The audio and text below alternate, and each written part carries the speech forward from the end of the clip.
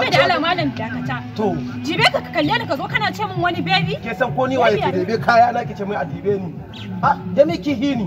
Ko don na ganki na ce ina son ki wallahi duk duniya ga babu iya mace da ni gani ina so irin. Ah, ce mutane wai. Wallahi ka raina mun wayo. Rainin wayo? Wallahi ni duk tunda nake a duniya ba wanda ya taba raina mun wayo irin ka. To ga ni ne na farko. Na rantse da Allah duk inda ki sai na bi ki kawata kawai. Wa Allah ki ashe ko zaka ga rashin mutunci. Rashin mutunci? Kwando ina gaya maka. Ni rashin mutunci na yadda in dai akan lobiyu na suwiti dalin na yadda na rantse da Allah ina son.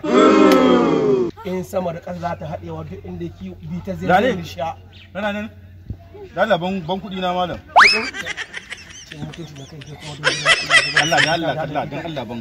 Kalla ina ban waya na. Kalla yanzu hadda kowa hanga Allah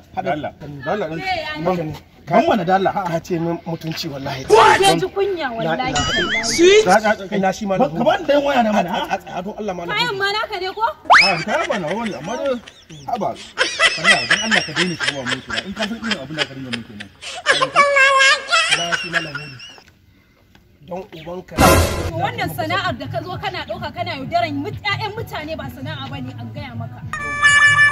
Juwayen da gare ka ji jibe ta ka zo ka aro waya ka aro glass ka zo kana gaya mutane wani bayani mun tafi mutane ni wani ce miki bi ta zai sha wallahi duk inda ki sai na bi